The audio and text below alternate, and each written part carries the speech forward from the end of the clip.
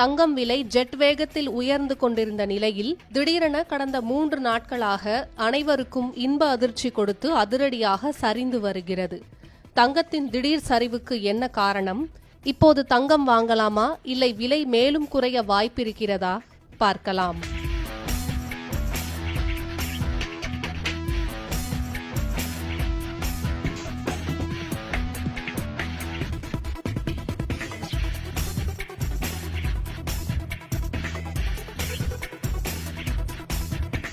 ஒரு சவரன் ஆபரண தங்கம் 97,000 ரூபாயை கடந்து சென்ற நிலையில் தீபாவளிக்கு 1 லட்சத்தை தொடும் என எதிர்பார்க்கப்பட்டது. ஆனால் திடீரென தங்கம் விலை சரிவை சந்தித்திருக்கிறது. நிதிச்சந்தையில் ஏற்பட்ட பணத்தட்டுப்பாடு காரணமாக முதலீட்டாளர்கள் தங்கத்தை விற்க வேண்டிய கட்டாயத்திற்கு தள்ளப்பட்டிருப்பதாகவும், மேலும் உலக அளவில் முக்கிய பங்குச்சந்தைகள் வரலாற்று உச்சங்களை எட்டியிருப்பதால் முதலீட்டாளர்கள் அதிக லாபம் ஈட்டும் நோக்கில் தங்கத்திலிருந்து பங்குகள் மீது தங்களது கவனத்தை திருப்பி இருப்பதாகவும், அமெரிக்க டாலரின் மதிப்பு வலுவடைந்திருப்பதாலும் தங்கத்தின் விலை குறைவதாக உலக அளவில் சொல்லப்படுகிறது.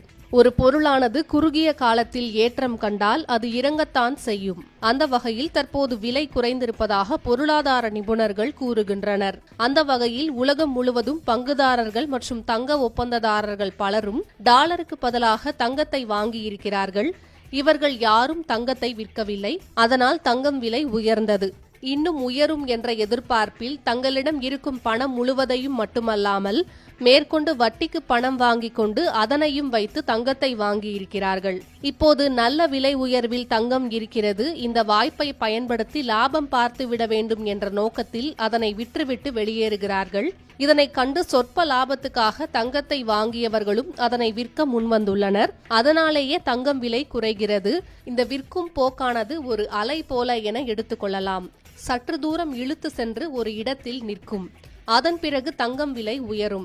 ஆனால் எப்போது வாங்கும் அலை நின்று விற்கும் அலை தொடங்கும் என்பதையும், விற்கும் அலை நின்று வாங்கும் அலை தொடங்கும் என்பதையும் கணித்து கூறுவது சிரமம் என்று பொருளாதார நிபுணர்கள் சொல்கின்றனர்.